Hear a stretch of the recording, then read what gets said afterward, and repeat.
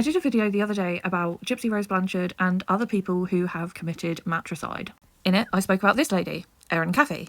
She orchestrated the M-wording of her parents and her two younger brothers. Her dad survived, but unfortunately the rest of the family didn't make it through the attack. Now, there's quite a few similarities I was drawing between Erin Caffey and Gypsy Rose Blanchard, and I wanted to learn more about her case, so I went to the internet, obviously, and came across an episode of Dr. Phil, and I want to talk about it.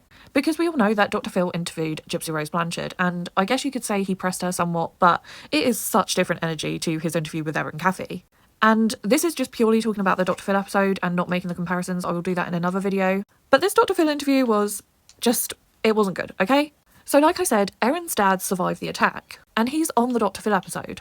Dr. Phil says he got an exclusive interview, and he makes sure to say the word exclusive like 10 times throughout the interview. And then has Erin's dad on the show, like the stage that he has. And Erin's dad, he's actually chosen to forgive his daughter. And while I'm sure that Erin has told lies, Dr. Phil confronts her of those lies. And I'm sure she has massively mitigated her involvement to her father. But nevertheless, that man has chosen to forgive her, which I think we can all admire because that must take a lot of strength. But the reason I hated this episode so much was because after his interview with Erin, Dr. Phil confronts her dad about his forgiveness. And he's basically telling this man how unhealthy it is and how he really needs to confront the real truth in order to properly forgive her.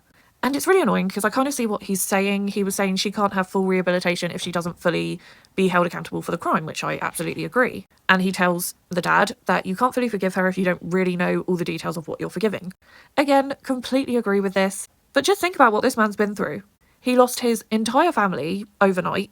He was injured himself in the attack, which I'm sure has caused immense trauma. His house was burnt to the ground. And then to find out your only other surviving family member was the cause of it all. Does he need to be confronted on the Dr. Phil television show? No. He needs to be sat down with a therapist. Not Dr. Phil, who was clearly exploiting this story, in my humble opinion. But if anyone's interested, go and watch that episode because honestly, you'll see what I mean about how confronting he is to this man. And I feel like it just didn't need to happen. And then watching his Gypsy Rose interview, it's just such a different feel. He does not confront Gypsy as much as he confronts Erin. But yeah, I'll probably do another video comparing the two cases and the similarities that I find between them. And I also really want to read this book by Dr. Heidi, who's the leading expert in parricide. So I really want to read the book and I will be giving my thoughts on what I find when I get around to reading it. So if that sounds good to you, then give me a follow.